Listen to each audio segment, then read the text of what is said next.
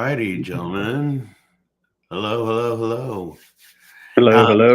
How are you guys doing today? I first of all, for people that are new here, my name is Mac Valentine, and I host this series called Meets in Midgard. And Hey, we have our first caller. we have our first caller. Apparently, I'm in a different location right now. This is not my house, by the way. Um, and somebody's calling.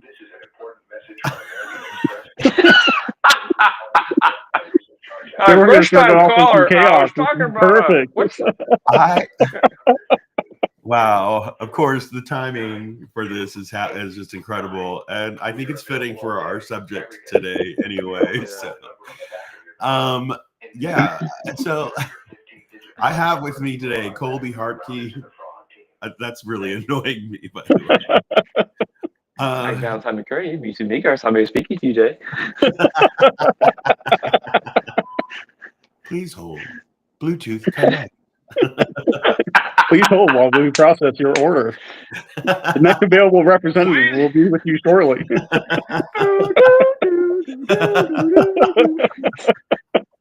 Oh my goodness. Your estimated wait time is. Oh my gosh, what a start to this show. Anyway, yeah, I'm momentarily in a different place. I'll be back to normal on the next show. With me today, Colby Hartkey, William Phillips. Yay! Welcome back. Both of you have previously been on my show, and it is such an honor and to have you guys back. It's good to chat with you guys again, see you, talk face to face as much as possible. So today, since you both of your interviews like sparked a lot of questions and stuff. I think people still have these misunderstandings. So I want to kind of come back and touch the subjects again a little bit, but we're focusing more in today on Loki and his brood, the children of Loki and Loki himself, just to get back into that a little bit more, and then maybe explain a little bit of what's going on with all this stuff, what's happening, why is this such a thing, and why is it relevant today? So welcome back, gentlemen. Welcome back. Thank you. Thanks for having us back. Gotcha. It's back. Back again. I know, right? This is gonna be great. I can already tell. The copyright blocks are starting now. I got a strike on my YouTube channel. Oh no. I know. So, and for anyone watching, this is available on my YouTube channel as well, Meets in Midgard, and also it's streaming live on my Facebook platform as well. So, again, welcome Colby, welcome Will. Let's dive right into this because people are wanting to know. So, for the both of you, what aspects of Loki do you personally relate to, and how do they influence your spiritual path in Norse heathenry? That's quite a complex topic for me personally.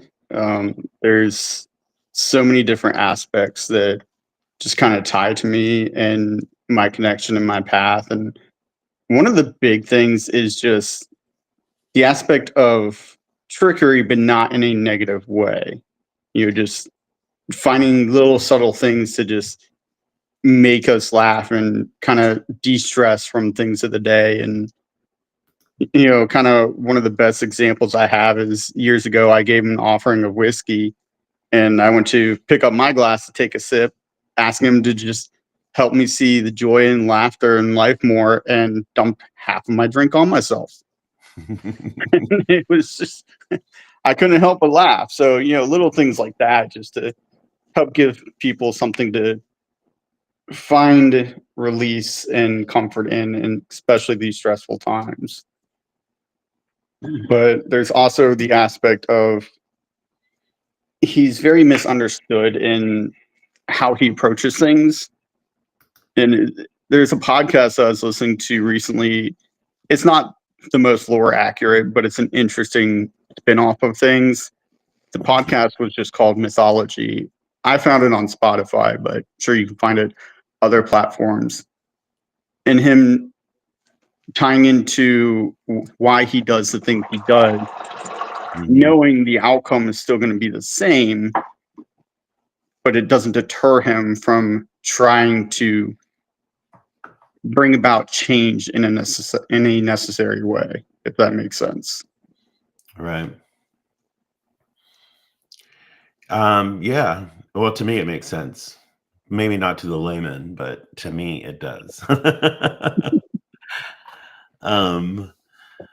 So you, Colby, I know have a very unique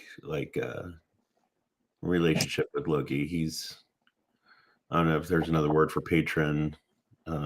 There is, but I just can't think of it. But yeah, he's your guy, right? Yeah, it wasn't necessarily something that came about really by choice per se fully. It really, for those who don't know, it started off when I was living in Florida, back when Marvel was the biggest, newest thing, and the Thor series. One of my coworkers told me that I looked like Tom Hiddleston, and they started calling me Loki, and it just kind of stuck from there. And since then, I just kind of started playing into it, and people, when they would ask me my name, clients, I would tell them my name, but for some reason, Colby is very hard for a lot of clients to grasp. I don't know why. So I would tell them, well, if it's easier, you can just call me Loki. And it's kind of built from there. And I still, to this day, sometimes will use that. That's good. That is cool. Yeah, you do strike. You do have a striking resemblance, I would say. Like, I want to see like Colby with like a business card that says Loki on it, and just like the trickster of Asgard. Hey, look, It's like call this number. his one outfit in the series, the Thor series, like when he's in his tux and all that, and the scarf and the cane, I would rock that. Yeah, that's cool. I like that. William, how about yourself? What is your relationship with Loki? So I don't work with Loki as close as Colby. I tend to do more with his kids. But like when I do work with Loki, he kind of represents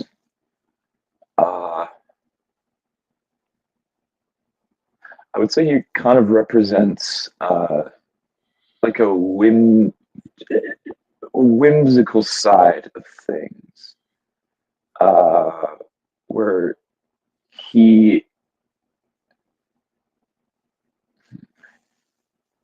like if just random things that can happen. Sometimes if I go, it's a normal day, and sometimes I might just see something that's really bizarre, or I might be having a day where I feel like I'm just walking through a circus, and I'm thinking, and some of those days I really appreciate, because it's kind of like it's a breakup from like the mundane and whatnot. So I kind of see him as like everything that is like bizarre and just doesn't really fit in. And I kind of see him like that. At least with like my experiences with him, or just like me like giving offerings to him, is that he's very much the disorder of things. And I think like you have to have disorder sometimes to appreciate the order, and sometimes you have to have order to appreciate the disorder. So when your life gets very static and mundane, and then you get that urge or that feeling like, you know what, I'm going to do something really wacky today, or I'm going to do something really, really silly, or you go outside and you see stuff that's like super silly. I think that's what the embodiment of Loki is. It's just he's something that you just can't really put in a box because uh, he'll just take the box and eat it. Like that's the kind of person that he is. So yeah, I would say like my relationship with him is just all the stuff that makes the mundane not mundane and makes life silly and whimsical. And I like that about him. Well, I mean, if you look at the definition of insanity, doing the same things over and over again and expecting different results, I mean, you need that chaos that to promote change so things can be different. But still, like you said, Will, I mean, you need that balance of both forces. You can't have one overpowering the other to live in a state of harmony. I do like, so you both bring up really cool or valid points here. The Colby, he's an agent of chaos, a necessary chaos. A blade will go dull unless you sharpen it. But it's nice to see the difference in relationships that you guys have with Loki. Like for Will, it's more whimsical and almost charming, and for you, Colby, it's I know it's more personal for you in that aspect, so it probably covers more different aspects of your relationship, as being more complicated, from sharpening the blade to something silly just happening randomly. Your scope is probably wider in that respect. But like for Will, it's a different side I never thought of. It could be whimsical and light and charming rather than the ushering in of Ragnarok, that kind of a deal. Well, the nature of a shapeshifter, right? I mean, what form is he going to take in your personal life, in your connection with him, and what things is he going to work with you on or share with you, teach you, or even just throw that monkey wrench into your life for whatever reason? I mean, how do you really define a shapeshifter? Yeah. And that's a big aspect of him, is his shapeshifting. I did see just, in the comments on the side by Andy Meyer, like, who is Loki? Is he a Greek god? And just to answer that, since I caught that out of the corner of my eye, no, he's not a Greek pantheon. He is in the Norse pantheon. Thank you for answering that. Sure. I was going to jump in there. But between asking you guys and then looking at the comments, I'm like, I'm asking too many questions to too many people. Sanford in here making his comments.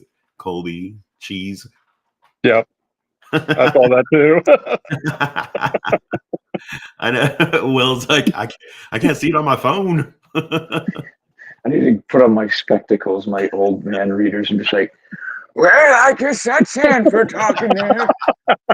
That's why Ellie's getting the best of you, Will.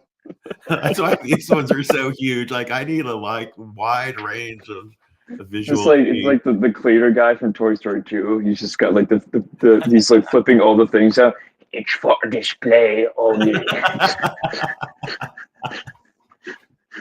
Oh my gosh. Will, have you been wrestling with Ellie again?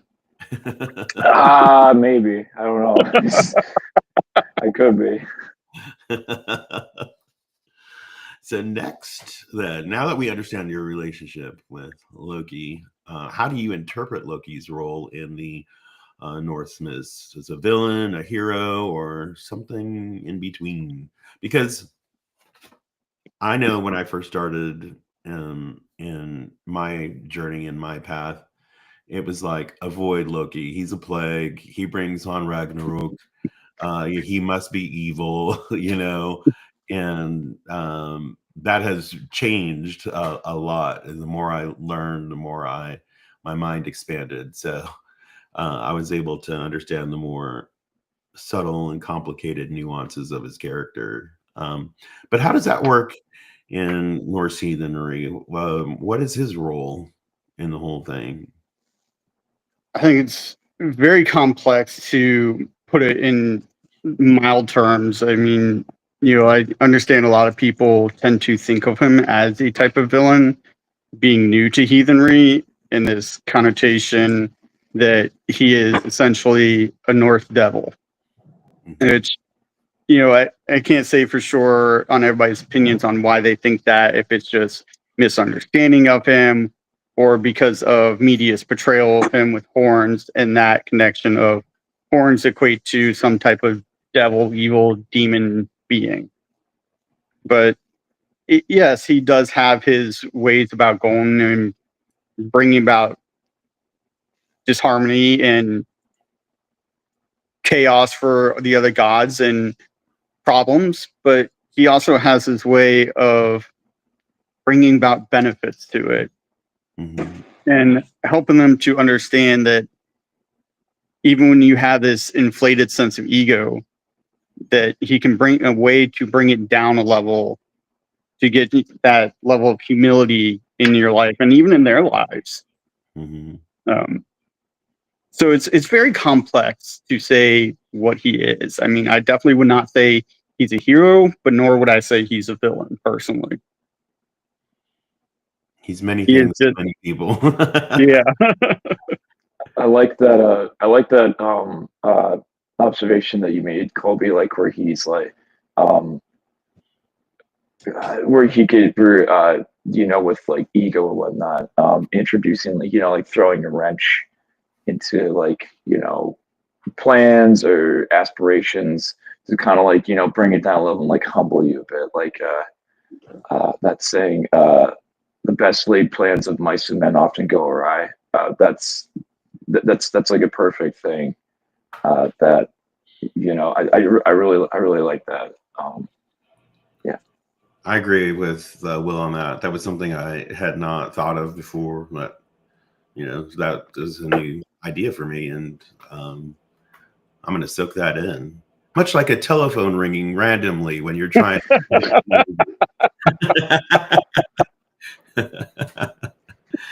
What about you, Will? How do you see Loki's role in Norse heathenry?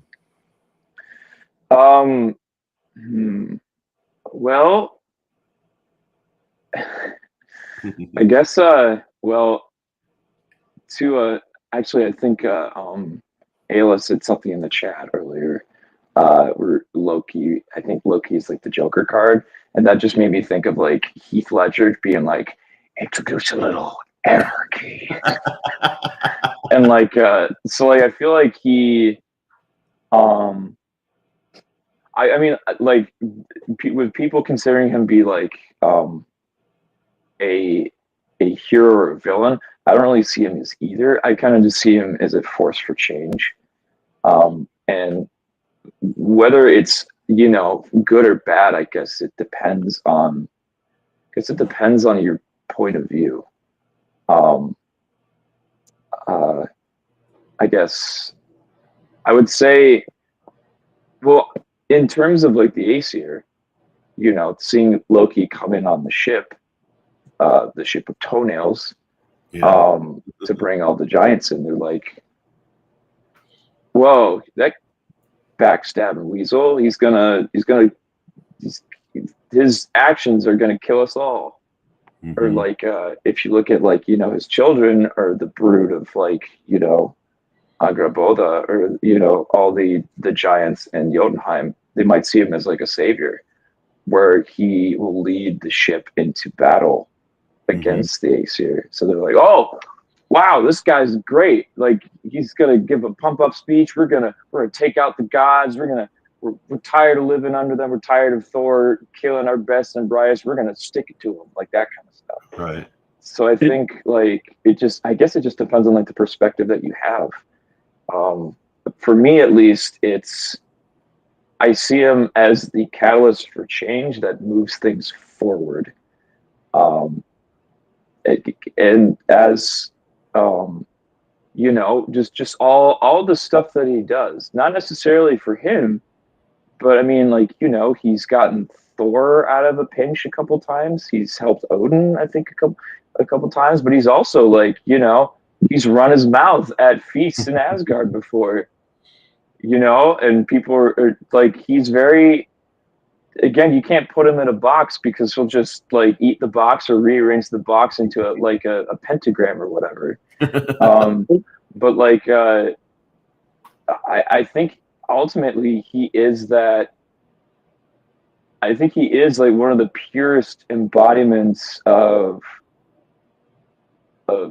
nature, because nature is just so unpredictable. You can't, you know, like if you're a mountain man, like, you know, making your way to the cabin on the mountain, you know, back say like the 1840s, and all of a sudden like rock slide comes down and it like hits you and it breaks your leg, like that's something you couldn't prepare for.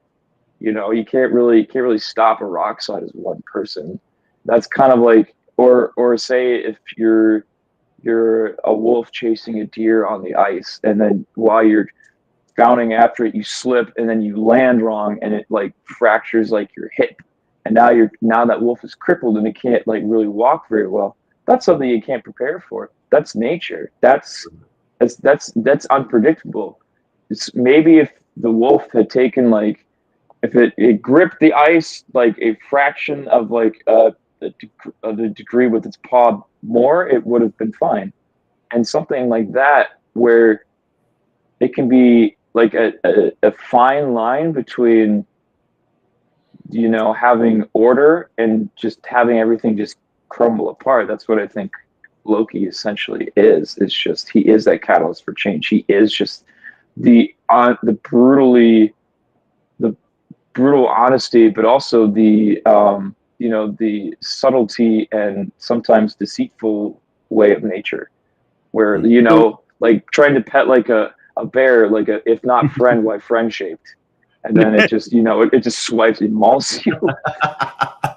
To kind of add to that aspect, there was in that, again, that podcast I've been listening to, and it's just for those who want to understand this podcast in general as a whole. It's not specifically Norse lore. It is various different lores, but in it, the way they were talking about the theft of Idun's apples and that portrayal of it, at one point when Loki travels back to retrieve Idun, she's resistant and saying, well, basically, in my viewpoint, the gods are the bad ones. The Aesir are the bad ones. The Jotnar are being suppressed. And they're being oppressed by the gods. So they need to fight back. So it's tying very much into that same aspect that you brought up, Will. I love that you brought up that it depends on the point of view, and ushering in Ragnarok, because for mankind, it's like, all right, we prepare, oh, we're going to fight, even though knowing our doom, and there will be a rebirth kind of a deal, but knowing your doom, you go and fight anyway. But but the Jotnar, they represent the elements of the earth. So according to like the point of view that we're having, the earth could be tired of the abuse that mankind is giving it, and now it's fighting back and resetting, and that is a necessary thing. That's not a bad thing. It might be bad for mankind, you know, will survive, but it's good for the earth, you know. So yeah, I think it depends on your point of view, you know, on that, where you're coming from for that. So that was you know, enlightening, I must say. I do want to hit on a comment that Sanford threw in the chat. The Nornerstraler, the advocate of the chaos and balance, is Odin, the advocate of order and balance. As blood brothers, they create the proverbial yin and yang with Yggdrasil. So it does provide the a balance, and both of them are hefty in weight, I would say. You know, you need that. There's it's like the roots of Yggdrasil and the branches both provide a certain amount of balance. As the winds blow in the wind and the roots grounded to the ground, the tree would stand, you know, the center. So yeah, I really like that. Adding into that, like a lot of people that I know of don't necessarily always understand how important balance in general is. Even just speaking on medical aspects, since I work in the medical field, like a state of homeostasis. Like, we need to have the balance of nutrients and vitamins and supplements and all that, so our bodies can function the way that they are meant to. And if you throw it out of whack one way or another, I mean, you have a disease in the sense of dis state of ease, and not necessarily, talking the big things. Yes, there are those too, but we need those balance in life and all things. Mm-hmm. Is that what disease means? Dis-ease? There's some thoughts on that, yeah. Huh. But a state of being at unease. Oh my gosh, that's cool. I did not realize that. You are blowing my mind today, man. We're all learning all kinds of stuff today. No, I'm thinking about it, I'm like, oh my gosh, is that actually what it says? I'm like, oh man, it is. That's because Colby cheats at Wordle. He knows those. Yeah. So we know, Loki's lore, and for seasoned heathens, they do. And I think and I say this, I think I'm repeating myself on every one of these shows. Like, new heathens come in, and they're replacing. A lot of them come from Christianity, and they're replacing one thing with another. Like, Odin must be God, so Loki must be the devil, and the whole bit. And it really takes a lot of like unprogramming your mind to free yourself of that thought, to enter into a new world of thought. So we know that Loki represents a lot of things, and he was a divisive figure in Norse mythology. But why do you think that he is divisive today? Because a lot of people still, I think, have, even seasoned heathens still have this grudge against Loki. Why is he divisive today? I think a lot of it would boil down to the aspect of who he is and his nature being so chaotic and unpredictable and causing so much disharmony as something apparently falls. Speaking of that chaos, right? A whimsical drop of something. I didn't realize it would pick up on the mic. I was just like, no, we definitely got that. Yeah, I mean, man. I think a lot of it is truly boils down to misunderstanding of the lore in general, and a lot of people thinking it's strictly black and white in the sense of good versus evil, not a balance of forces, a duality that is necessary for the cosmos. And so they equate him still to this concept of being evil.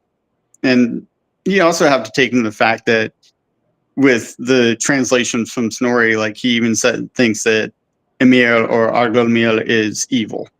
Mm-hmm. So it's throwing that initial thought pattern in that the Jotun are evil beings. So I think we just need to, in the heathen community, help educate people more on what it means to be in this pantheon, to understand that balance versus strictly coming from that old belief pattern of good and evil is all that exists. Mm-hmm. Not saying that there aren't necessarily evil things in our lore. I mean, we could go on a huge topic on that, I'm sure. But there's a lack of, I'm trying to think of how to even phrase this, and it's escaping me right now, to be honest. Maybe Will can pick up on kind of what I'm trying to say this morning. I think, like, one thing that you did mention, if I can bloody remember, it was the concept of the good, the people viewing him as evil, and it when you said, like, Orgomir or Ymir was considered evil by Snorri, and saying the Jotun are evil, to me that almost seems like, or at least people, like, sometimes heathens nowadays, they don't like something because they don't understand something. And it comes from, that's a very very big point. In today's society, people don't like something because they don't understand it. They might not like a group of people because they don't understand them. Because they can't grasp that concept of like, how is thought process? How are you living this way? Like, they don't understand that, and so your initial reaction, and it's a human reaction. It's like that's just part of the human. That's just part of like the human psyche, and like, that's part of like our evolution is like, if you don't understand something, you're like that. I don't know what that is. I don't understand it. I don't like it because it could be trouble. And it is like kind of like the self-preservation thing of like, I don't know what this is, so I'm not gonna like it, and I'm gonna do everything I can to like push it away or not do that. And Adding in there too the concept of you don't understand it and this fear that is connected to what you don't understand. Yeah, good point. I also think I would almost say like, at least with low-key worship or like doing stuff with the Yonar, but more specifically low-key. I actually honestly want to say that's a lot of it has its roots, coming from, from like heathenry in America. Because originally you had a lot of these, I forget the lady who came over here and essentially founded the Odinic Rite.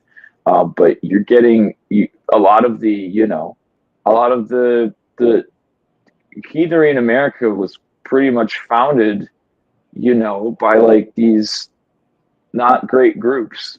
You had a lot of like Volkism that started here, and so they're big about Odin and Thor and Freyr because they're big and solar and they're manly and masculine, and they look at Loki and they're like, oh, Loki is just this kind of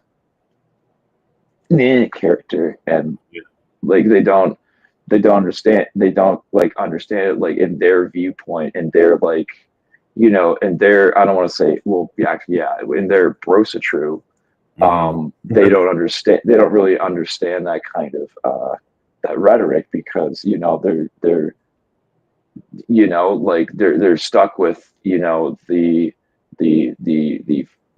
folkish ways of heathenry, which is that like it doesn't like align to their ways. And as somebody who detests folkish heathenry in its entirety, I think that if they would just understand how Loki is as a character and not as just some kind of villain, as a force for change, I feel like more people would embrace him. But again, I think it is just Christian programming, and then you're getting like again like Volkish influences that have like kind of like demonized Loki. Even now, even though like there's a lot of Norse pagan groups that are like very inclusive now, they're still not completely okay with the idea of having Loki in their fold. So yeah.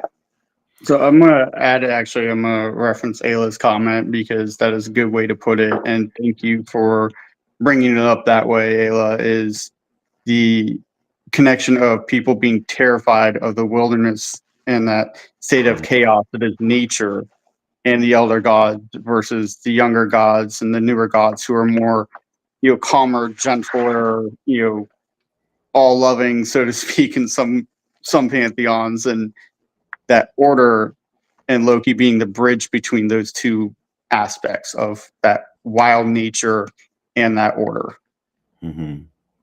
That is a really good point. And Ayla, I know she was joking when she said some of us elder heathens just want a quiet life, sir. But it really brings up a point that discomfort was a daily part of the life of the earlier culture. You get up, you work in a field, it's hard, winters were harsh, you don't have all the conveniences we have today. And in today's world, everything is, not to say people are without struggle, but things are very convenient. So when something disrupts that convenience or any little bit of chaos, people are not prepared for that, emotionally or spiritually, and it's has a bigger effect on them than it would, let's say, someone 500 years ago or 1,000 years ago, because discomfort was just a regular part of their daily life. And for us, has really changed. And I think in today's world, having an entity like Loki, who has let's say, the bridge between order and chaos, it frightens people. I don't think people are emotionally prepared to deal with that level of being challenged or having something come into their life that ushers in a little bit of chaos. It's a different mindset. Yeah. Well, even like the modern struggles that we deal with in the society, like I know so many people that get so easily frustrated from just, oh, my internet went out for a second. Now, I'm not going to lie, there sometimes it's frustrating with me when my wife and I are playing Elder Scrolls Online for those nerdy gamers out there. Like, mine just randomly disconnects from the internet and hers runs fine. And we're literally sitting side by side. And it's like, why? It's frustrating. Well, that's when you say, "Hail Loki." You just pour whiskey all over your computer. You're just like, yeah, I don't think I'm really willing to pour whiskey all over my. I need to that pray may to not be a good thing. I need to pray to the machine spirit inside of my computer. The white of my computer is obviously upset. A joke for all you 40K fans out there. Oh, look, and now everything's sparking and then it's on fire. Praise the Omnissiah.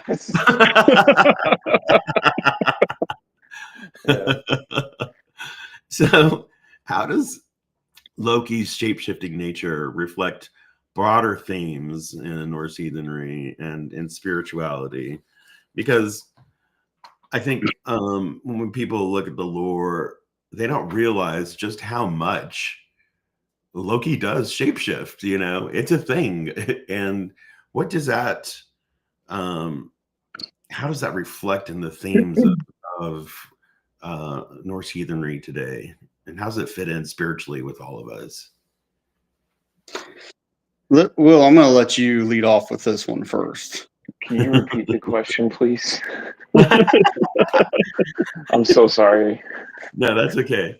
So how does Loki's shapeshifting reflect in nature, or his shape-shifting nature reflect in Norse heathenry and our spirituality? Like, what would that represent? What does it teach us? What does it tell us to do? What examples does that set?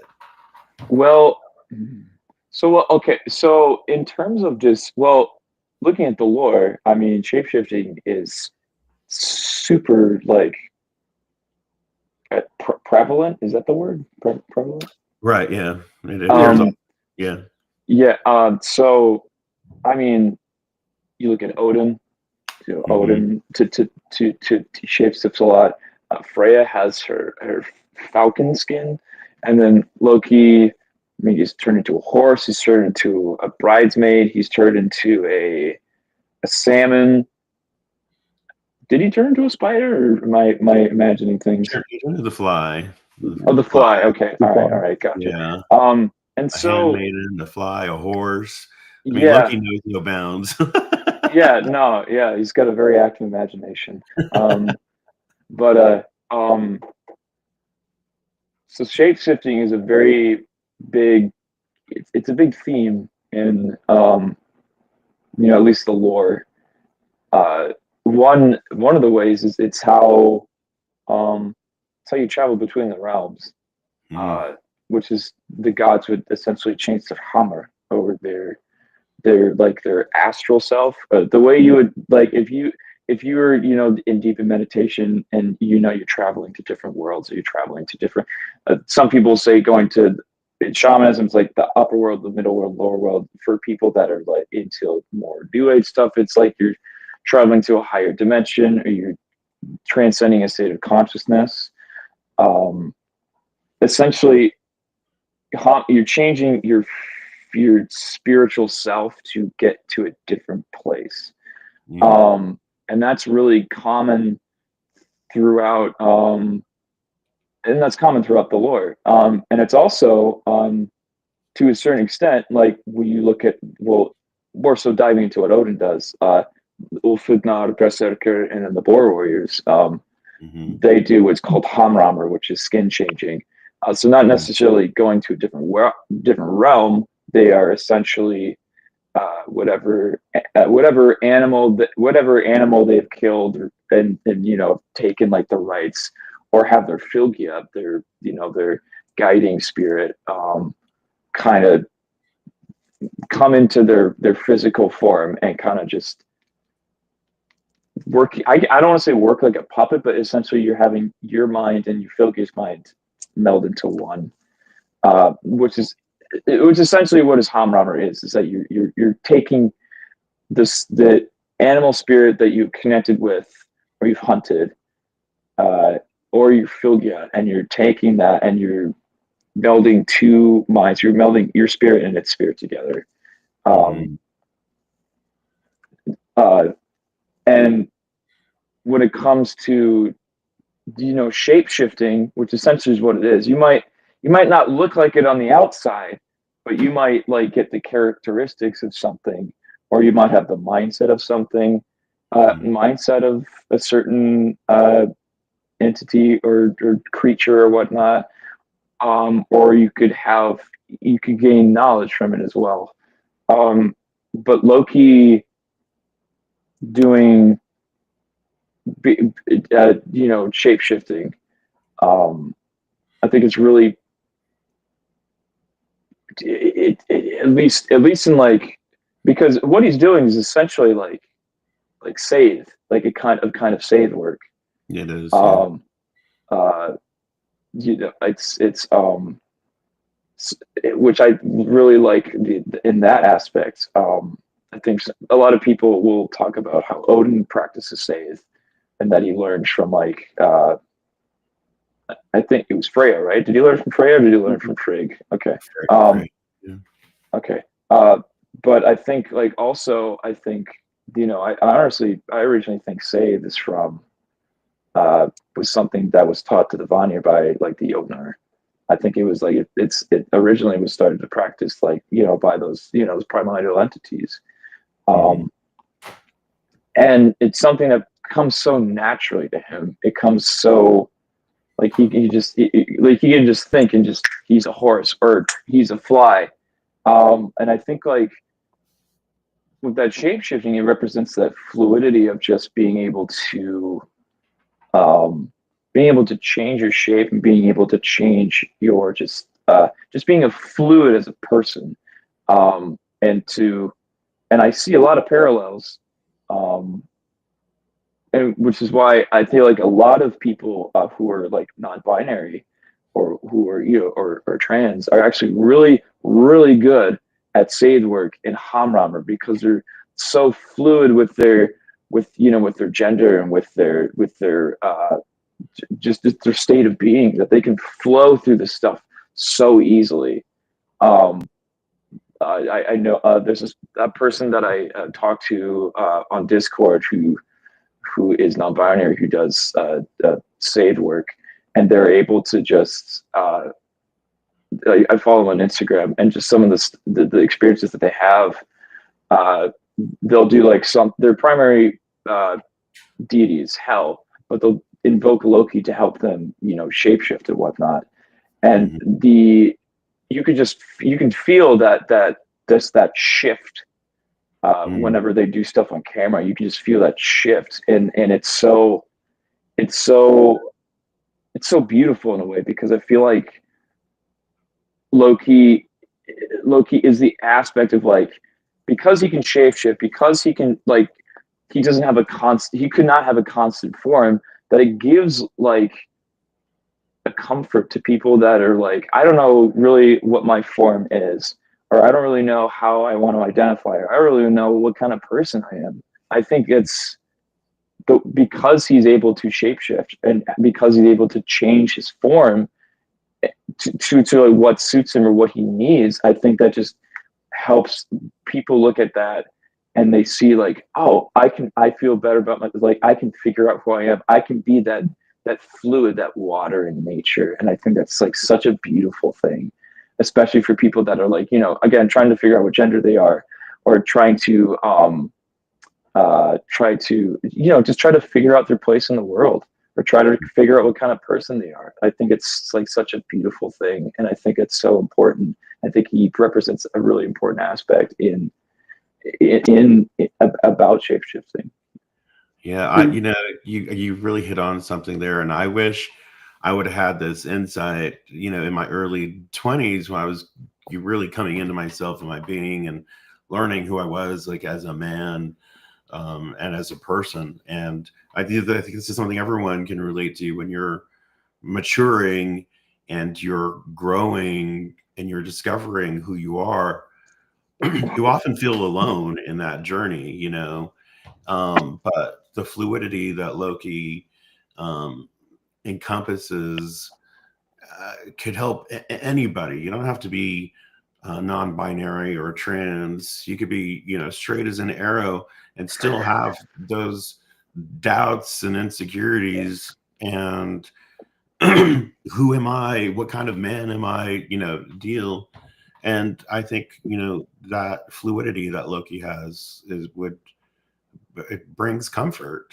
You can also add, just on the more mundane level of things, of shape shifting and that fluidity and how you interact with people. You're not going to interact with certain people the same way. Like people that I know that are in the LGBTQ community, I have to be a little more thoughtful and mindful of how I'm phrasing things, so I make sure I'm not intentionally upsetting them. And of course, if I do, try to rectify it. And then if I'm going to work, how I'm interacting with coworkers is going to be different than if I'm home interacting with close friends, or if I'm out in public. And so you're taking on that different shape depending on the environment you're in as well, and that different mindset depending on who you're talking about. And that's another way we can kind of look at shape shifting. That's so true. A friend of mine, a coworker of mine, has a son who came out to him as non-binary. And so it was a shift in the father's perspective to try to like adapt to this. And he noticed that when his son was with his friends, he was more flamboyant and just kind of out there than he was when he was at home with his dad. And so his dad asked him about that. He was like, why aren't you that way here? Am I keeping you from being your authentic self? And he said, no, Dad, like, this is my relationship with you. This is how I'm comfortable with you. When I'm with my friends, it's a shift. I other things happen and I transform. And it's not to say that when I'm with you, it's any less of an experience. And I was just like, oh my gosh, those words came out of the 17-year-old. That That's amazing. Wow. Yeah, I never even thought about it like that. Yeah, and it's true. You can be your authentic self and have different sides of that. You don't have to be consistently the same boring person. Yeah, I mean, even kind of referencing, going back to like your work environment, and depending on who you're working with or your clientele base. Like I have clients that I can joke around with and it doesn't matter. I have client that will dish things right back at you and will open her mouth like a sailor and has no reservation about it, and you can dish it right back. Then obviously there's other clients you want to keep that true professional context, or to be attentive of the things they did. And this was a slip up I made one day, and thankfully the client wasn't upset. But out of habitual speaking, when they're leaving, I called them ma'am. And then I didn't realize at the time they had a tattoo on their forearm that had he, she scratched out. I caught it and I spoke to him. I'm like, I am so sorry for this. I did not mean to offend you. And luckily, it was a peaceful situation. Like, no. And I just asked them, how do you want to be addressed? Mm-hmm. Mm-hmm. And they said they prefer they, them. So it's that shifting of, I need to recall this when I'm dealing with these clients that prefer those particular pronouns. Mm-hmm. I want to touch. Sanford just popped in and says trans and non-binary are far more in touch with their inner self than a cis individual, and this is merely his observation. But I do want to kind of make a point on that. That I really think that, not to say that cis people do not have their own self-discovery journey, but if you're trans or non-binary, you really put in the work on that, so you are going to be more in touch. You are going to know who you really are, and I tell my friends that are trans and non-binary, gay, I tell everybody the best thing you can do is just be your authentic self all the time. Hide nothing from anybody, be yourself. And that can take many different forms, apparently, is what we are learning today. That can take a long time as well. It can take many years to get to that point. But as long as you get there. Mm-hmm. Absolutely. We have a comment, Brian Earls. Hey, Brian. He says, I am chaotic. As for shape shifting, I've always loved Mystique, but Loki is wonderfully tricky. I'd probably say I'm personally more of a Harley Quinn character myself, mostly because I can't shapeshift and she's crazy like me. Oh, I want to see Brian. Brian, I want to see you in ponytails. just the giant hammer that she has in like the animated series. Yeah. With like Mark Hamill's Joker. She's like, ooh, honey, bring that hammer down. Yes, sir, Mr. J. You should do voice acting. Or you have to do the crazy look that she had on in Birds of Prey. Oh yeah. my gosh. Oh yeah. I was very happy with that look. I enjoyed it a lot. I think Margot Robbie was like perfect for Harley Quinn. That was a very good casting. She hit her Australian accent really well. Oh yeah. She was great.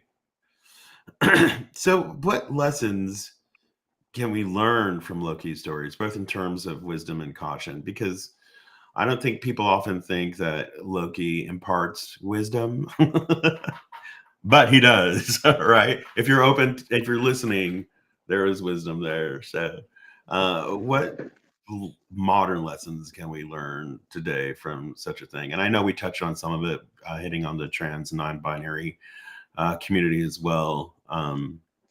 But for you guys personally, what do you see that in your circles? I think the biggest thing that I see that he tries to impart is that there's always a consequence, whether a action you will have to deal with depending on what your actions are. So if you're intentionally causing chaos, you're going to reap what you sow. Mm-hmm. Mm-hmm. Whether it's good or it's bad, your actions, your words do make a difference in your life and the life of those around you.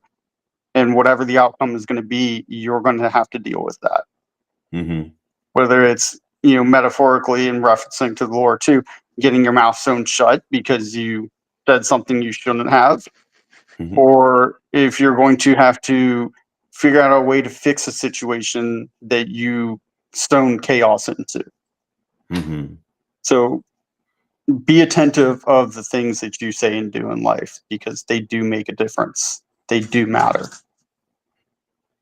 Well said. I like that. Very well said. Yeah. Any other pointers on that, Will? What we can learn from Loki's story? I would say, I guess like, I would honestly, I think, look at things from different perspectives. Put yourself in different frame of mind. Because I think, because chaos and order can take different forms. You can have order that's necessary. And you can have chaos that's necessary, but you can also have very destructive order in terms of like in terms of just well, I mean like in terms of like government, like you could have like an authoritarian person that's super order, or you could have in terms of like just total anarchy where there's nothing, and you don't really want either of those. Right. So like I think like finding like a happy medium, finding that happy medium, finding that recognizing destructive chaos and destructive order when you see it, but also like embracing like like if you're having a lot of destructive chaos in your life, maybe you need some of that order to kind of like, okay, my life's out of control. I need to like put everything a little bit in a row to make sure I can be a good person and I can be like a productive person. And then Right. but you also don't want to be so uptight that like, okay, at 6:30 I gotta walk the dog. At 7:30 I gotta do this, or 7:30. And it's like if it deviates at all, then everything's ruined. Sometimes you gotta. Sometimes again, life throws a wrench into your plans, and sometimes you gotta be fluid and just be like, huh, my car tire popped today. Huh, this is whimsy. Oh well, we'll figure it out. Like I might be like 2 hours late for work, but I called my boss, and everything's gonna be fine. And then like, especially like like depending on where you might like have your tire get popped, and you're either like you might be sitting in your car or just like looking outside and just observing everything, where the chaos might kind of bring you to like a standstill for a bit. So you might look at things from a different perspective. I know that's a couple summers ago, I was biking on a trail, and the one of the lug nuts for my rear tire uh, flew off, and so the chain got caught, and then the wheel flew off, and I didn't like kind of like I didn't yeah, but like what happened is I was kind of like the wheel went over the fence. Like I was stuck there. I was stuck there, and I couldn't. And I was like, huh. Well, this kind of sucks. So I called like a friend to like, can you come pick me up and whatnot. But like just kind of walking back off the trail and kind of just because it was a bit farther away from like a road. It was in the country, but just being able to walk and just kind of observe everything. I kind of just observed the trees, just listening to the birds, listening to the birds, just like tweeting, hearing like the rush of a stream go by. It was that chaos threw a wrench into what I was doing, and it slowed me down.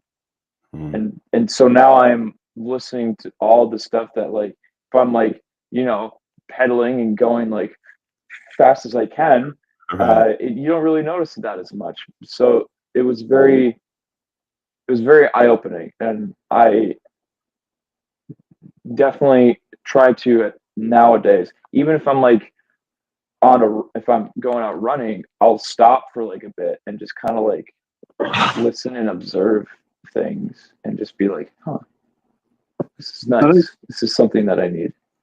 I think another good aspect, thinking about it, that we can tie into him and things we can learn from him is when life becomes chaotic and we think that that's how it's going to be, that's the end of it, and him just being there, being in that point of, you think that this is going to slow me down, you think this is going to stop me.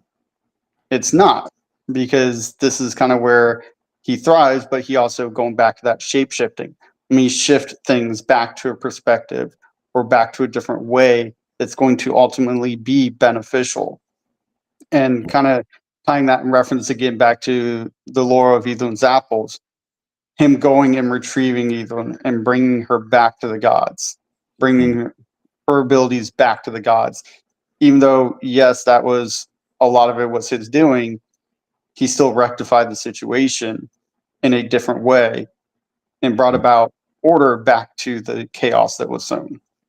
And I think that's something we can realize too, is we may have these times where it's very chaotic in our life, we're stressed out, but there's still a way that we can bring about something that's going to be beneficial to us, and we can bring back that balance. Both of you made like some really good points that I kind of want to hit on. Will, in your case, your story with biking, it's like that chaos provided you an opportunity to like stop, get grounded, recharge, and take in, connect with the elements, which, you know, uh, as an animist, to me, that's so important. It connects us, and that was, there's a real beauty in that. Also, it's what are we inviting into our lives? If you notice that your life is extreme in chaos, uh, you know, take an inventory of things that are going on. What are you doing?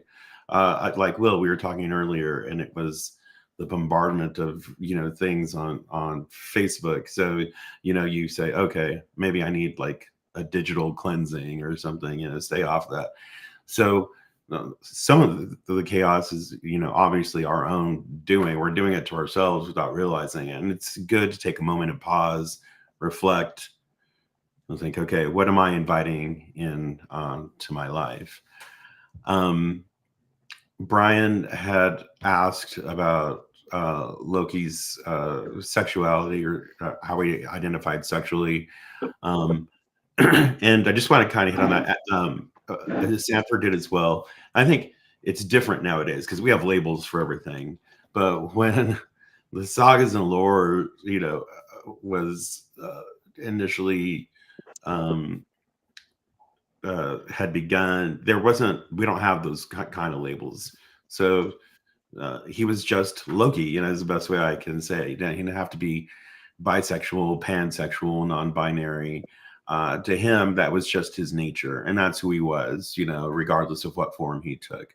There wasn't a label for it. And I know that Sanford kind of said the same thing, that Loki is everything, and that we probably don't have a modern term for it. So just for that. So Brian, thanks for asking those questions too. I know you're saying that you're not very familiar with Loki, that your knowledge only comes from like the movies and shows. So hopefully you learn, and I'm learning stuff too, like new perspectives and ideas. So that's really cool. Asking questions is good. It's really good. I mean, we're also learning. Yeah. Yeah. Oh, yeah. Like my wife said, you learn or you die. Yeah. So, yeah, we have talked a lot about Loki, but now let's talk about his brood. And I know that with Sigyn, he had one or two children, depending on the stories of lore, but he did have other children. Why don't we talk about them?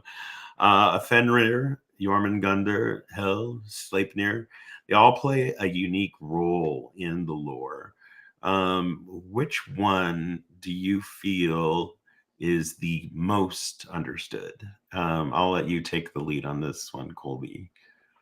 The most understood or misunderstood? Misunderstood, sorry. Misunderstood. Yeah.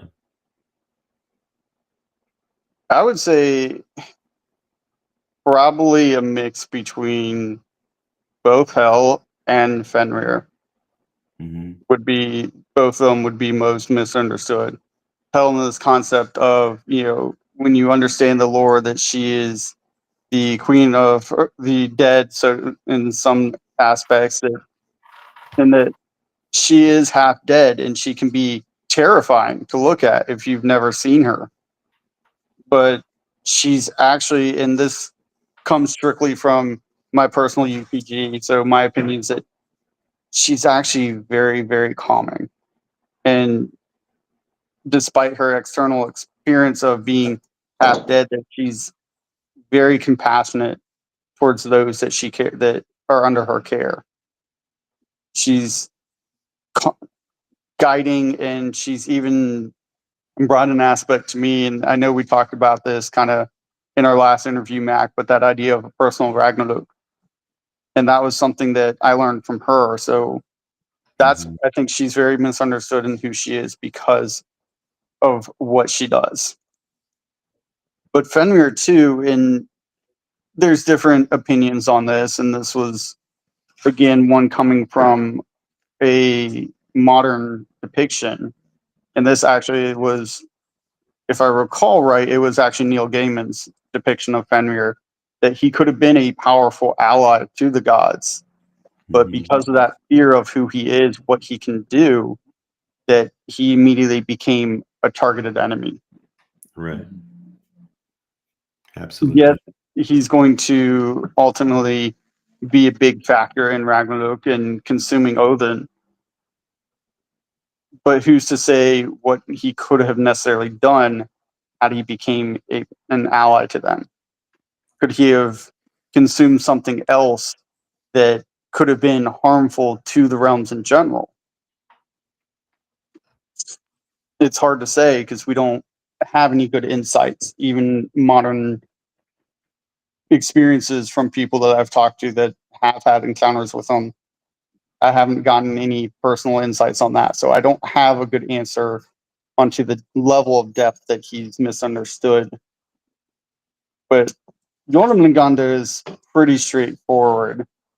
Like, he's got Midgard encompassed in his own biting of his own tail, and when Ragnarok comes, he's going to rise, and the oceans are going to become very chaotic and destructive. It seems pretty straightforward with him. But again, that's only from what we have based on source material. Absolutely. Yeah, I agree with you. Especially, Fenrir, who could have been a friend, akin to the god. He was kin. He was Loki's offspring, but yeah, just Odin's fear was the undoing of it. So wholeheartly. What about you, Will? Who do you think of Loki's brood is most misunderstood? The most misunderstood. Hmm. Out of Angrboda's Yeah. children with him, I would say probably um, the most misunderstood. I would say is probably Jormungandr. I would say it just in terms of I guess in the lore, it describes just a giant serpent that bites its own tail that kind of holds the Idengard together. Um, you know, it kind of holds Midgard together, kind of holds the universe together. Um, and I think some people just see him as just like a giant snake, and that's it. Mhm. But it's so much more. Like I almost see it as like if you're familiar with how like the concept of like the universe is like expanding, and Mhm. like outside of that expansion is just like a void. There's nothing there. As far as I know. I mean, there could be energy there. I'm not sure, but like essentially, what Jormungandr is that like boundary of like the universe, and then just the absolute void on the other side.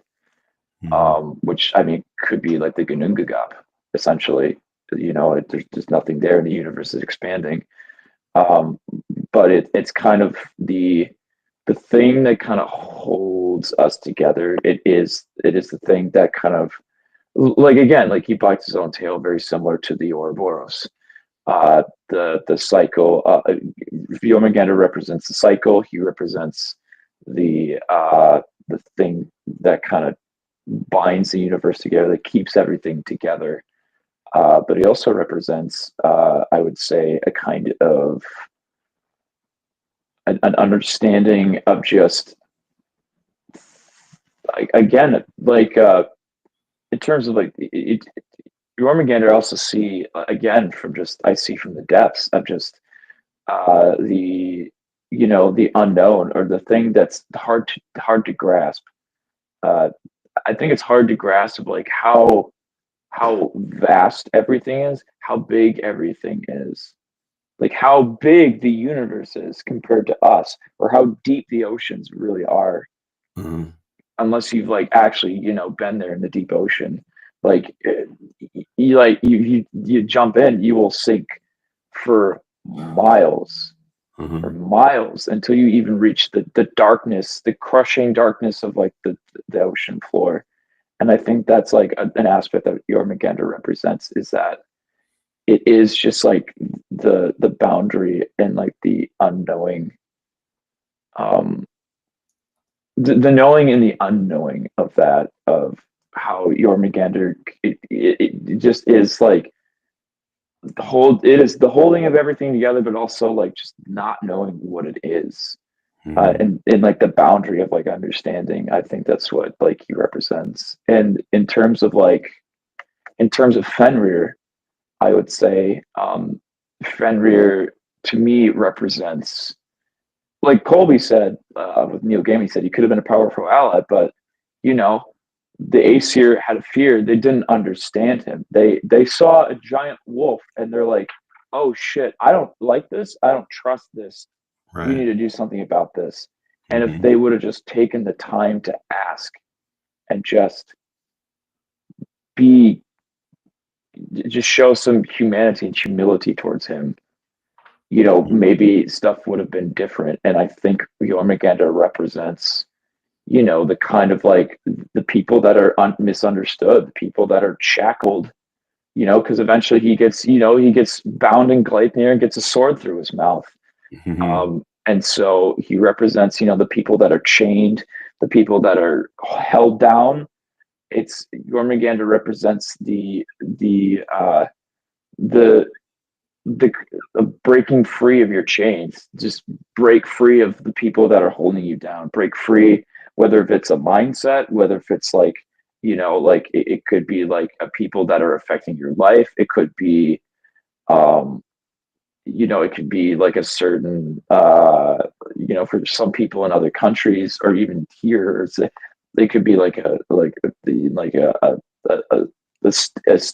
group of people, or like some kind of political thing that's holding you down, like the power to like break free of your change and make change.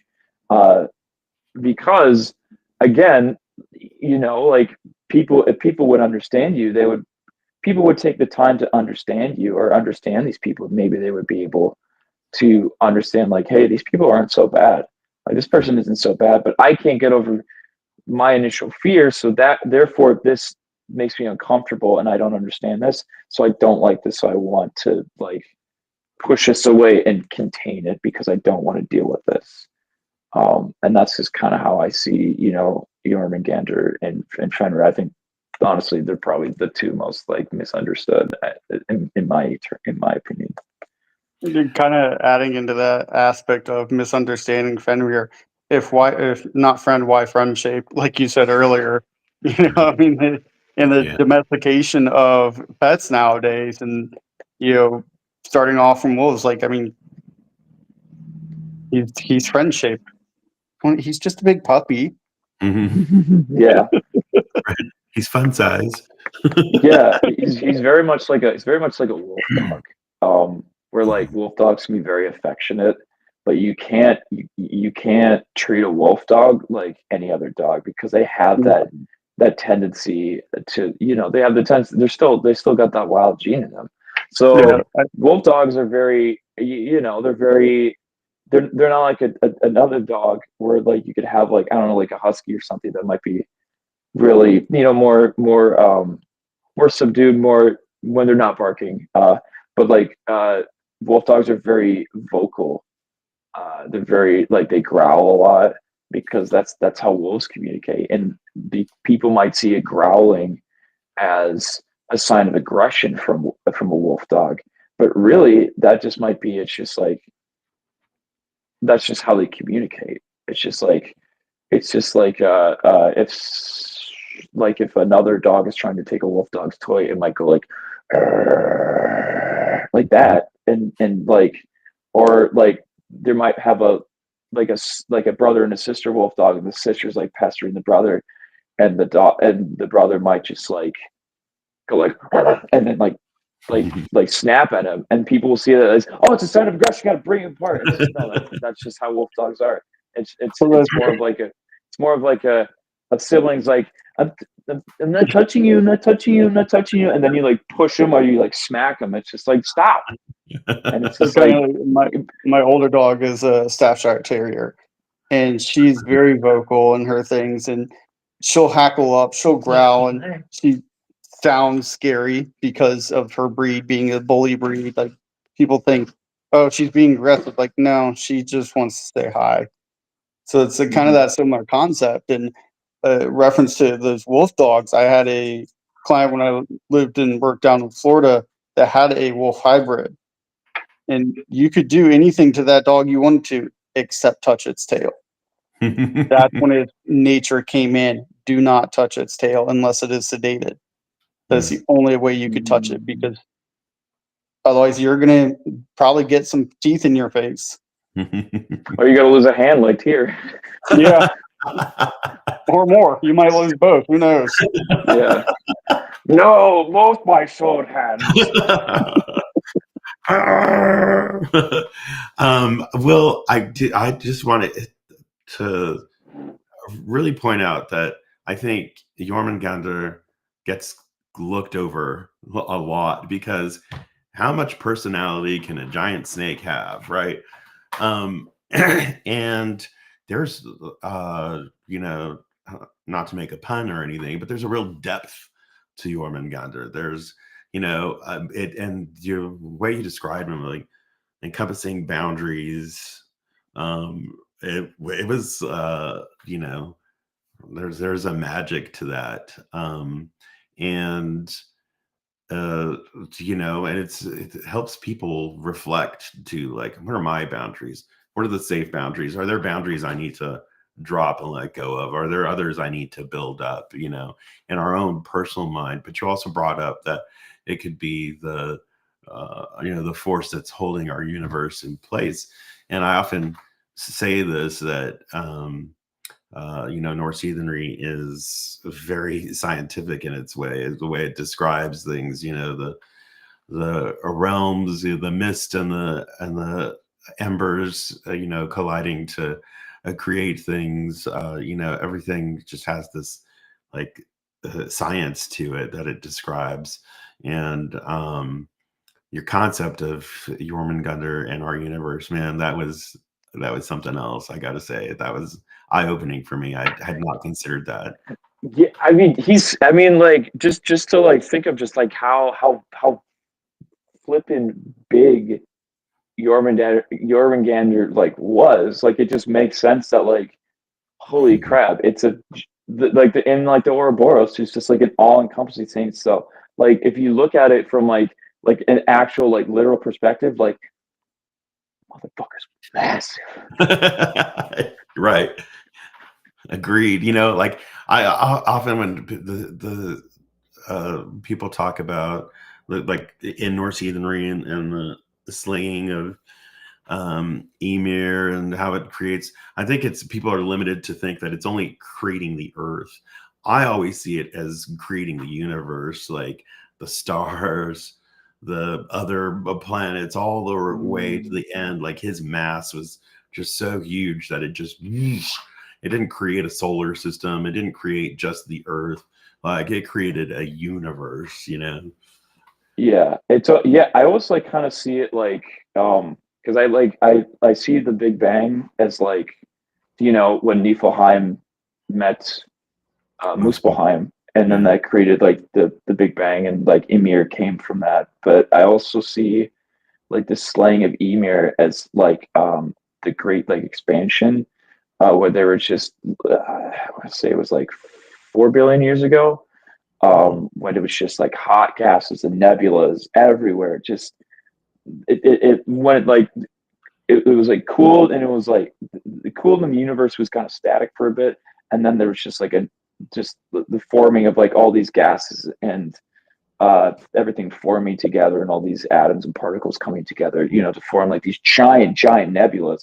And then the nebulas just started spitting everything out, where it's just star, asteroid, bunch of particles that get together, form a core, forms a planet, just everything. Like that to me is like, that's just the slaying of Ymir. All that cosmic entrails and blood made just all these stars and planets, and it goes back to like uh I want to the something that Neil deGrasse Tyson said, where he says it was actually pretty well, that we're all stardust, we're all made of stars. Mm-hmm. And that's such a profound thing. Like we're all made of Ymir. Honestly, we're all Yeah. made of Ymir. Ymir is within our very blood and bones. Uh, Mm-hmm. it's in Ymir is just it is us. Ymir is us, and we are Ymir. And it's so, even though been long dead, Ymir is still shaping the universe and like shaping life itself. And I think that's like it's so poetic and so beautiful that, again, with like the whole rebirth, like your kaunas, your fire and destruction, uh burning away in the rebirth of something that comes from death. Like it's something completely new, and I love it. I love it, just how poetic it is. So I want to backtrack just a little bit. Just two thoughts popped in my head. One is more just your viewpoint on Amina, Will, and just the idea of a realm. Like, how do we define what the limitations of a realm really are? Because Yeah. Midgard is our realm, but what unit of measurement do we have really for a realm? Mm-hmm. And you can't really put a good measurement on that because it could be continually expansive, like you said. It could be scientifically limited. There's no real plausible way to define it. But as far as like the concept of the meter and still shaping things, this was something I thought I've had a while, and I don't know if it necessarily is a common thought, but we use the concept of brainstorming for thinking. And if we look at how Emia's the dark clouds are his brain, my thought process is, does Emir still think? Mm-hmm. And that kind of ties into you saying he's within us too. Like, we're brainstorming, we're still thinking. That just blew my mind. Because Mind. to hit on that, like we right now we are in a finite form, unable to comprehend infinite things.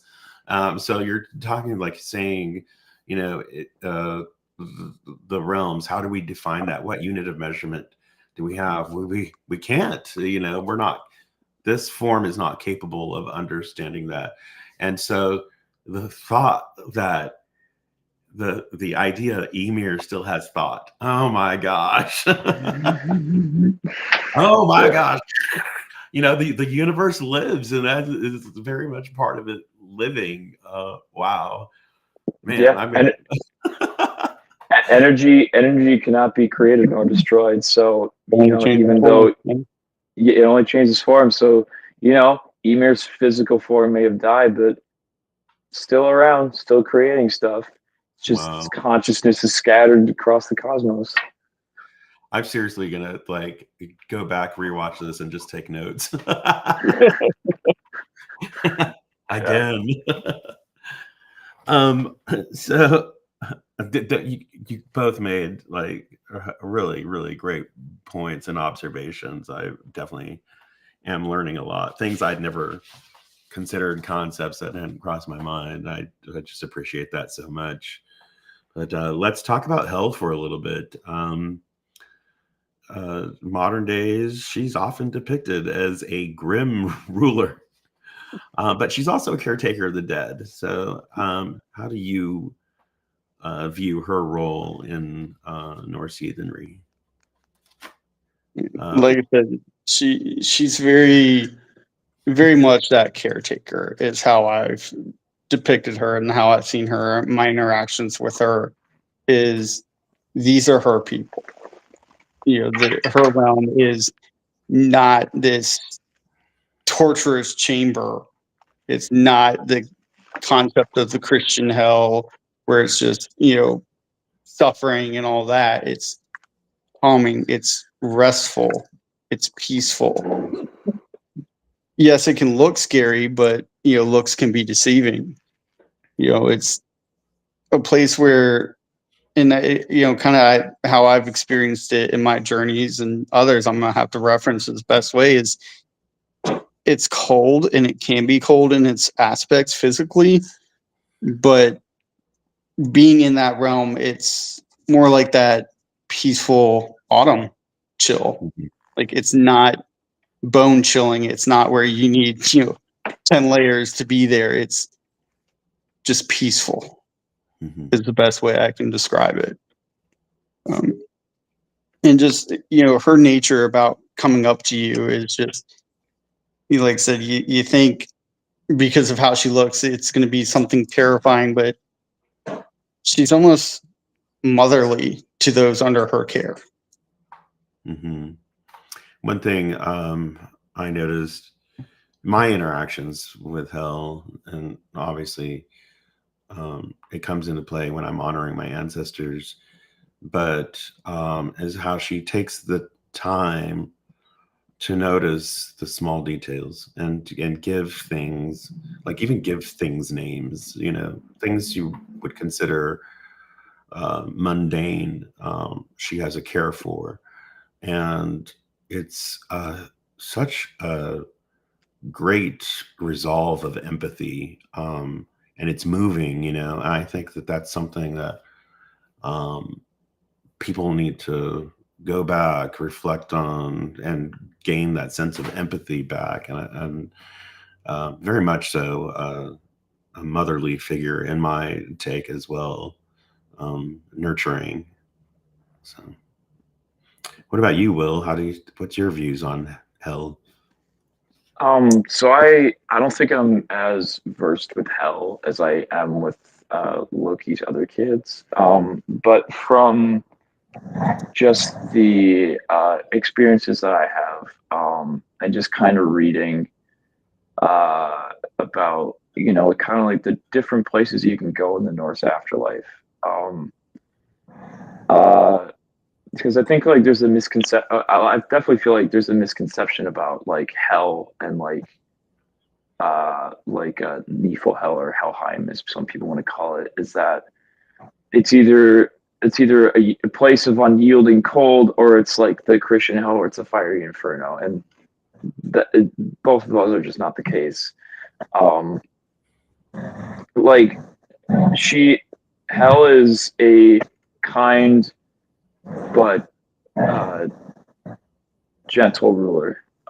She, again, she is the caretaker, and her hall, Eluvnir, at least it's described in the lore, is the benches are covered in snow, and the mead has a layer of frost on it. And I think Balder either sits on the right side or left side. When Holder kills him with the mistletoe dart. But the way I kind of see it, and the way I've kind of figured it out, is that like when you bury people into the ground, that's kind of like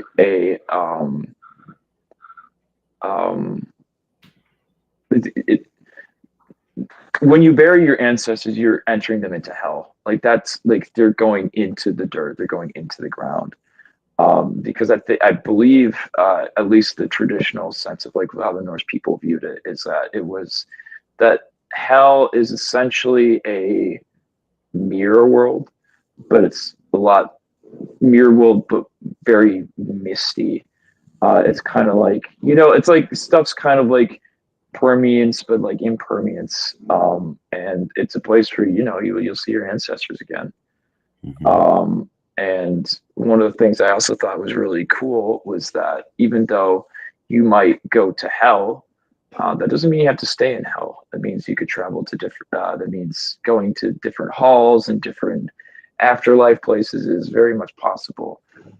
So I mean, you could visit. So like if you had a loved one who was a service member who died in combat, I mean, shoot, might be able to go visit them in Valhalla. After after Ragnarok, we would go to I believe Gimle. I believe it's called Gimle, which is like it's the place. Look, I think that's probably about the closest equivalent of like the Norse like heaven, I guess, because like that's it's where everything's like peaceful and people get along and there's no sickness or disease. And then there's Aegir's Hall, and then there's Thor's Hall, and there's so many places you can go. But I think Hell and her domain is very much like a reflection of what you put out in your life.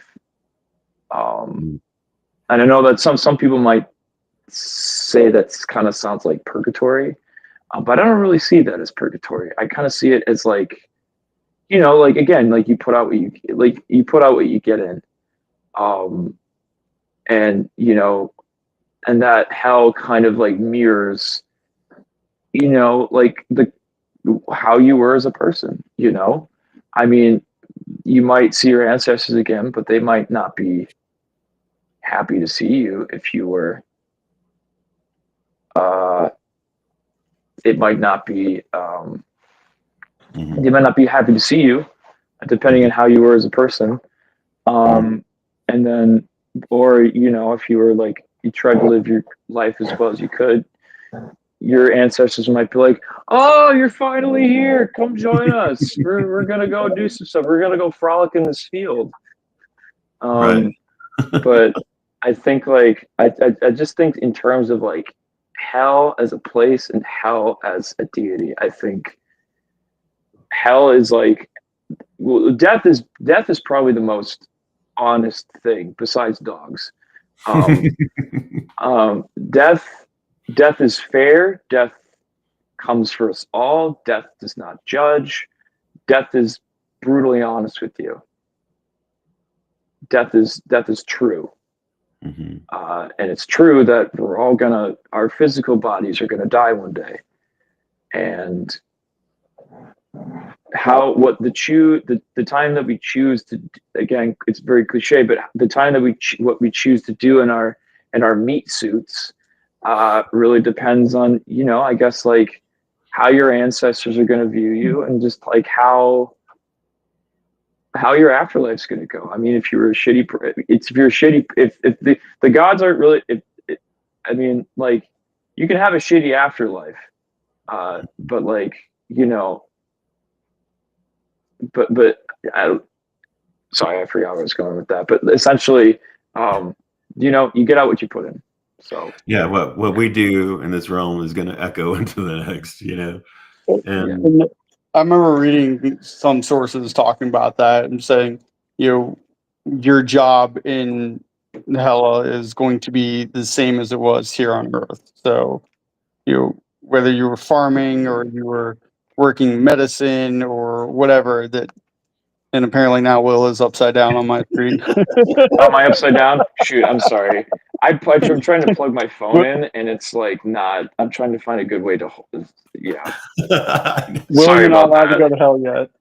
Okay. Oh no!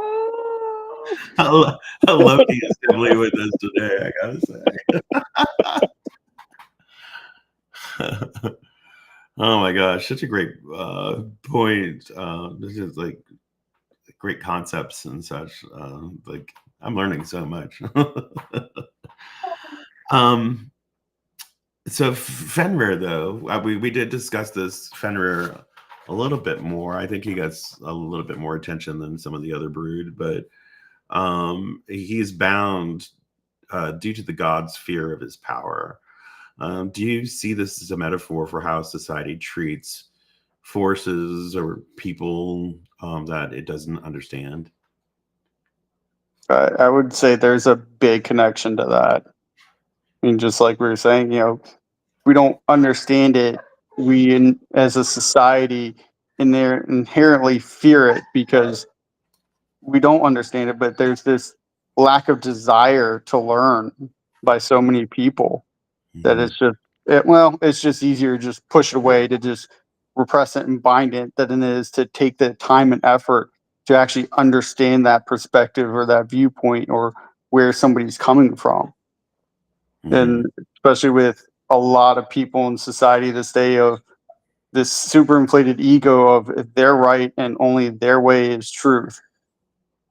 So it's just Yeah. easier for them to just push it away and just say, "Nah, I don't care.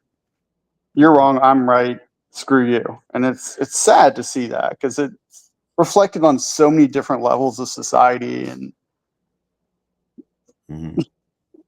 it's just frustrating to put it in Yeah. mild terms on how bad people can have that mentality. But once you break free of whatever limitations that you're even putting on yourself in your own mind, and that can even think about do more like your self limitations of I don't think I can do this.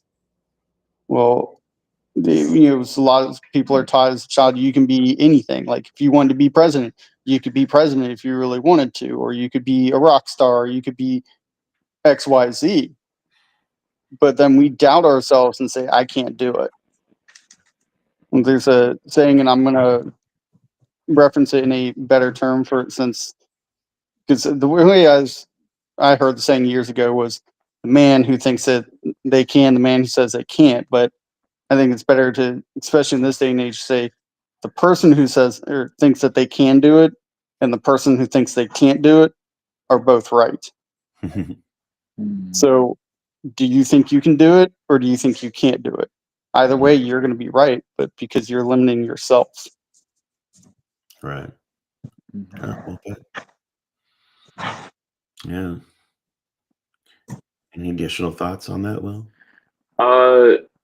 No, I think Colby pretty much hit it on the head. I guess I would just reiterate what I said earlier about Fenrir, about being, uh, people that are kind of held down, by like the thought process that they have, the system that they're in, or people, or like a specific government, or like or just like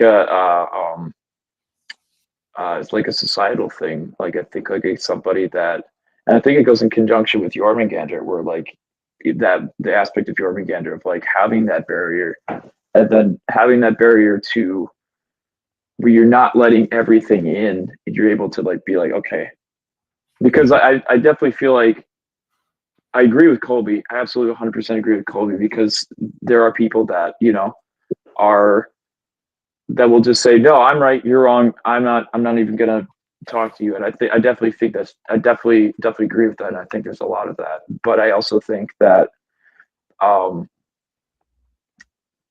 when you do when I also think like you should be able to stand up for what is true, or what you believe in, at least. And I think to say like I don't like that's not right, or like that's not right, this is not good, or like if you're trying to escape like some kind of like situation, it's like I'm not letting this happen. I'm breaking free of my chains. And I think Fenrir represents that determination of strength, where you've been held down again by like thinking or just some kind of other kind of outside force, and you're like, no, I'm not gonna let this hold me down. I'm gonna break my change. I'm just gonna go for it, like that kind of stuff. Awesome. Gosh, you guys are blowing my mind today. Just like, um, so, I still have a lot of questions, but we are running up on some time here. So will you guys be willing to come back and to do a part 2 so I can get through all the rest of the questions? Yeah. Absolutely. Oh man, that would be so awesome. I'd love that. So I'll go ahead and work with you guys and schedule on that. Uh, I just know we have some things we need to get to today, and I don't want to eat up your entire day on this because I mean I could do this all day. I could, but you guys, Colby, Will, oh my gosh, thank you so much. Such unique perspectives, your personal insight. It has really made me consider things I've not considered before. And every time I do some of these interviews, my mind is blowing, getting just expanding and growing. It's such a wonderful, it's a beautiful thing for me. So I appreciate that. I appreciate both of you, your time that you took to be with me today. Thank you. Thank you. Yeah. Thank you for putting this on. Still putting this on, even though you're not at your place. I appreciate it. I appreciate you taking the time, and appreciate you taking the time to organize all this stuff. Beats in Midgard is great. I think it's awesome. I'll repeat what I said last time, but I think this is such a wonderful perspective and wonderful format for having just having discussions with people. It's like a quasi podcast kind of way, and I like that. And I really think, and just being able to brainstorm and give different people's perspectives. I think that's something in heathenry that's a really good thing, And so I thank you for all the hard work that you do for Meets and Midgards. This is awesome. I agree, and I think that's well put. Well, thank you. And just in the aspect of some, whimsical things, I like how I mean, on a serious note, I like how you do have the link to the YouTube channel at the bottom. But just as we're talking, it almost kind of reminds me of a live news feed going on right now, and the alert popping down at the bottom. Yeah, put stuff on there breaking news. Emir's brain is still functioning. Is it aliens, or is it a giant toe from the sky? Is that Fenrir rising from Find out at 5. Breaking weather news. 3 years of winter is coming. Brother turns against brother. Place your bets now. Brought to you by sportsbook.com. Pile of shoe soles found in backyard. Man with one boot with giant sword slays wolves.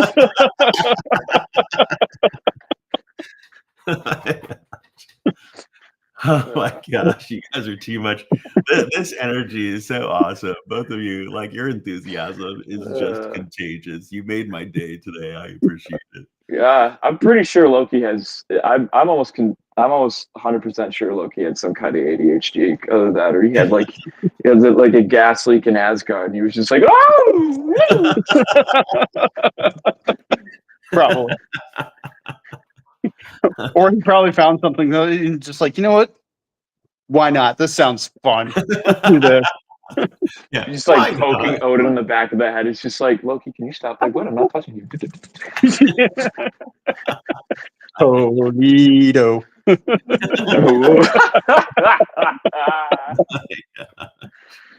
Oh my gosh. You guys, it's been so awesome. Thank you so much. I appreciate you both again. Look out, you guys, for part 2 of this. We'll be finishing up Loki's Brood. We'll be talking about the chaos, creation, change that the Jotnar represent and bring to the table in Norse heathenry. So much more to dive into, and this I really feel like these that I'm doing, are just hitting the tip of the iceberg. There's so much depth and more that we really could go into, but this is our limitation for now. But definitely appreciate you guys. Thank you so much. I appreciate you. I'm going to end the stream, but you guys stay on here just a little bit so I can say goodbye to you guys. All right. All righty. And to today's audience, it was sponsored by absolutely nobody because because I'm Sponsored- poor. Sponsored by Chaos Incorporated. Promo code MAC20. Get 20% off 10%. absolutely nothing. Order now. But wait, there's more. A cloud of Emir's essence, which is just air. It's just a In jar. a jar. Yeah, I've captured it in this cup. So, some Emir Haktua.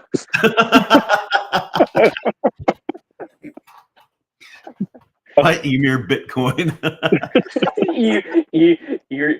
Emir coin. Oh my gosh. Jesus. Thank you guys. Little Coley, hang on, and everyone else, have a good